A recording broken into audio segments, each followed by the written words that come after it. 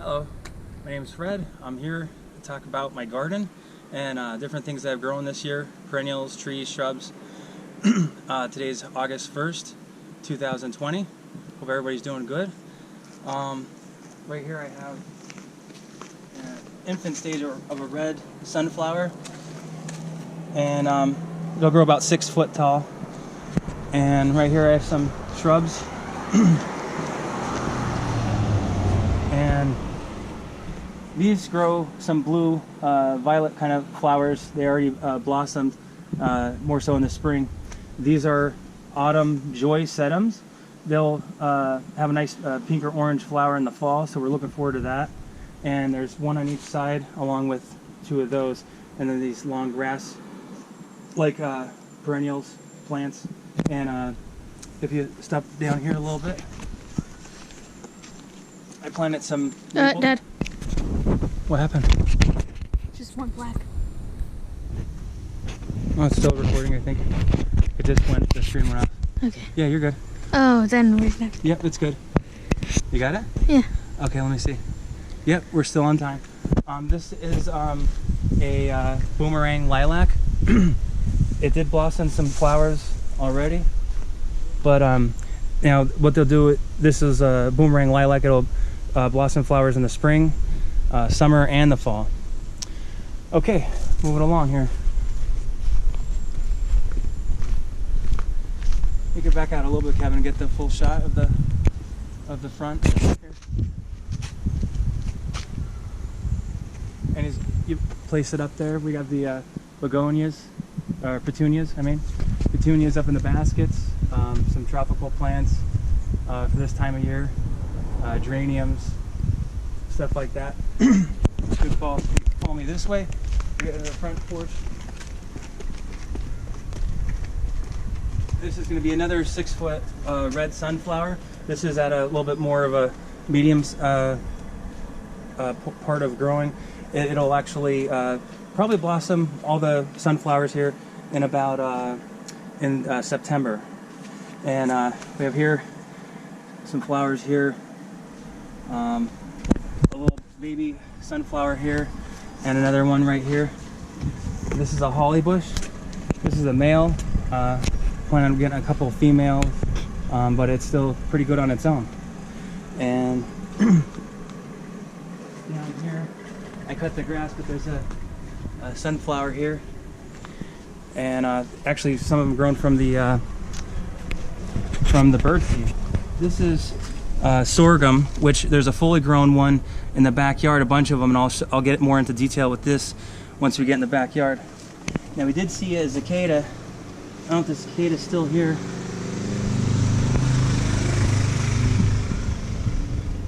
But it was pretty cool. It looked like it has an injured leg on it, but it was kind of camouflaged in the grass. So, oh, here it is.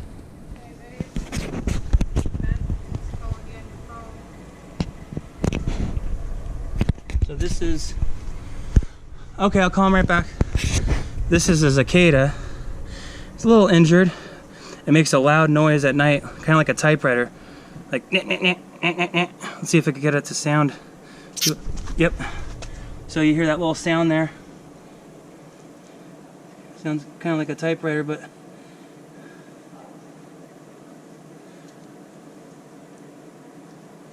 you can see it kind of has a it does bite, I guess. Oh, little bite there. Okay, so back to the flowers here. Going to the front porch. Now, if you ever had deadhead marigolds, they have the seeds right in the head.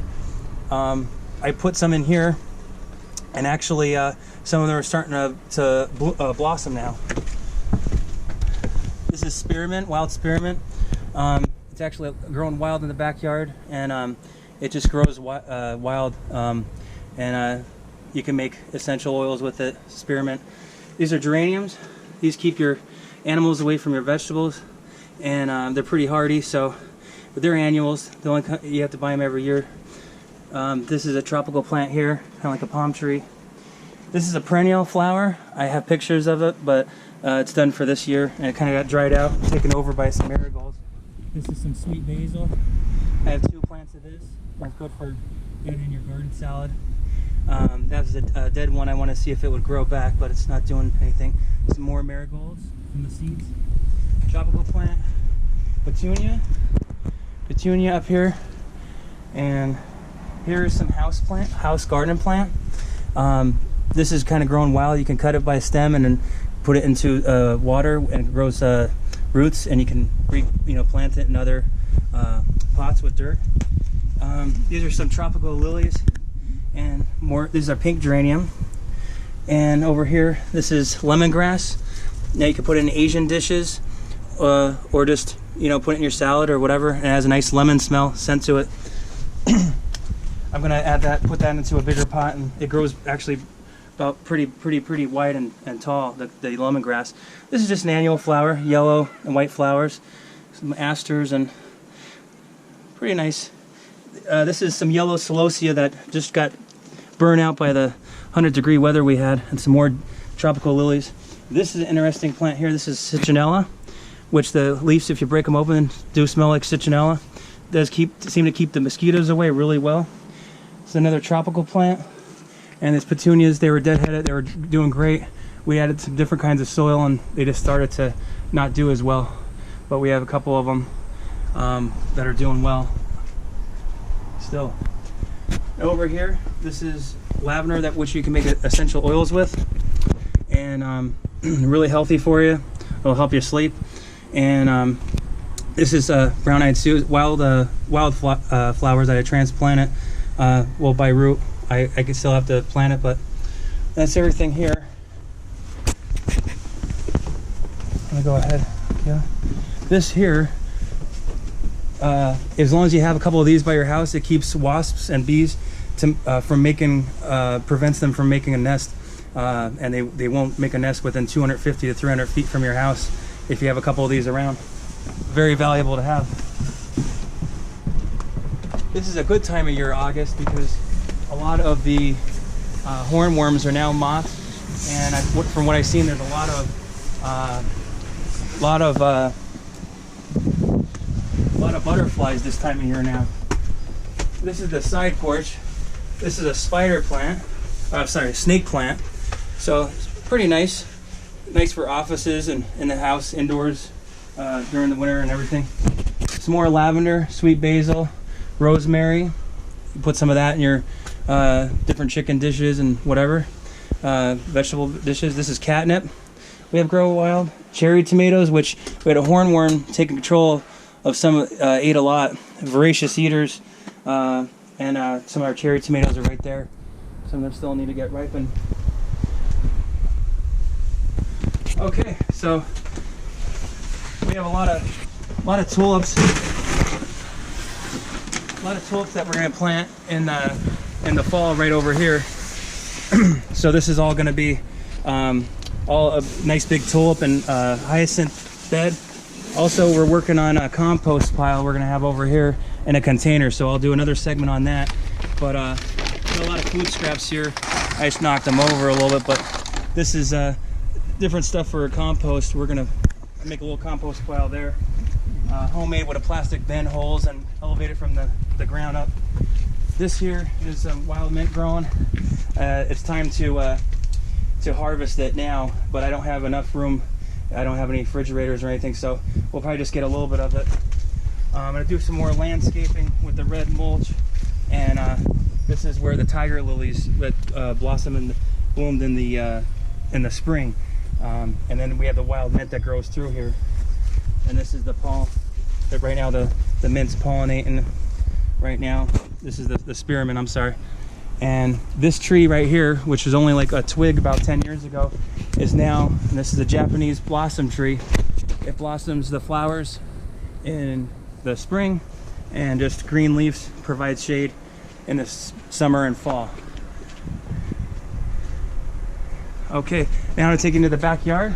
So welcome to Fred's farm, orchard, and garden.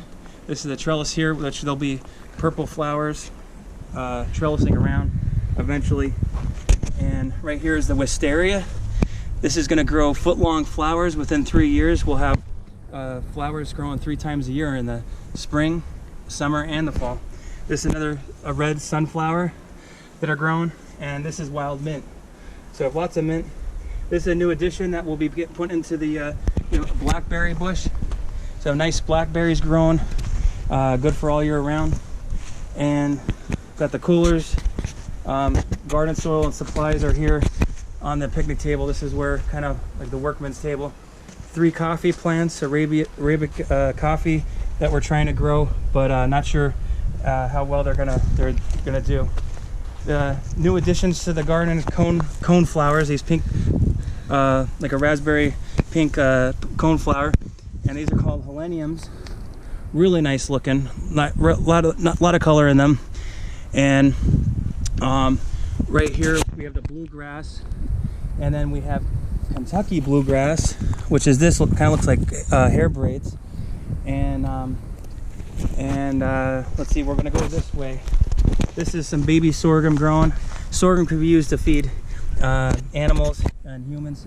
It's the 5th most used grain for cereal, and you can make we make beer and actually ethanol from the leaves. They factorize that. This right here is going to be a 6-foot olive tree, and it would produce olive oil and your olives. This is going to be a 30-foot olive tree, and it'll produce Manzanilla olives. And this is another 6-foot olive tree. So we have 2 6-foot olive trees for olive oil, and the middle one for just olives. Now this is a weed that grows everywhere in sidewalk cracks and everything, called plantain. Now the leaves here you could chew up in the wilderness if you don't have any kind of medicine. If for snake bites or wasps or bees, you could chew this up, and the liquid from it will take out the venom from a sting. So it's very useful. Now the flowers, you can't use them for anything, but these leaves can be cooked in meals, and actually good for anti-inflammation and stuff like that. So something that you wouldn't think has any purpose, it does. And also it's called plantain. That's they used to call it a white man's foot. The Indians did, because the Europeans brought horses over and the seeds were in the hoofs. And ever since the white man came onto, Europeans came onto the North America, that's when this stuff started. The Native Americans noticed that this started growing. This is right here is Coreopsis cosmici. Very cool. I picked this out. Really intrigued by the colors. Right here there's some wasps there and stuff. You gotta be careful. But brown-eyed Susans right next to it, so they're kind of like buddies there. This is an invasive weed called yellow nutsedge. These I pull out, but I wanted to leave one just to show you what it looked like fully grown. And they're invasive. They have an underground tubular system that grows and extends really fast. Some red sunflowers here. There's a fully grown sorghum, and you can tell there's seeds in there for the birds and animals and everything could eat that. Let me get through here. Okay, so these two here are called silver mounds. Right now it almost looks like snow frost coming out of them now. They're blossoming some now in the midsummer. This is spruce nest. This here is wild lavender. And then we have some like asters there, and then some more yellow nutsedge. And this is a big line of tiger lilies that they already blossomed, so now there's no flowers there. But this is jumping juniper. It's this grow about 4 feet wide, just like the spruce nest. And coming up around here, this is rose bush. These are more like red. I have another one that's pink on the other side. And this is a mini orchard. Now stand back a little bit, Kev. This is a mini orchard. So here I plan to have lambrusca, which you can make concord grape juice, jelly, and wine. But I still have yet to perform the seed germination, everything for that. This is oh, never mind, it's still recording. This is Pinot Grigio, and right now I have 2 galvanized lines. Back up a little bit, Kev. Okay, so I made this from the 2x4s or 4x8s, constructed with the wood, put the post into the ground, and it has 2 lines of galvanized wire. which the grapevines will be able to latch onto and grow over the top. This is just an added to the trellis here. This is red seedless grapes. This is the red seedless vine grape. And this is Merlot, which will be able to make wine eventually when producing the grapes. And this is another rose bush, and it will right now it'll blossom pink flowers, but right now it's already blossomed them. This here, fill up the whole well with potting soil, put marigolds around, and then another flower inside the bucket here as well. This here is a Fuji apple tree, just planted. I have some tree and shrub garden soil I'll be putting around it and some mulch, but this will provide apples by next year. I have 3 different apple trees right now. One's Wine Sap, one's Liberty, and this is Fuji. I'm also going to add Honey Crisp and Red Delicious. So you need more apple trees, and then for them to pollinate, they'll be compatible together, certain kinds, so that way they produce the apples. Okay, so let's go this way.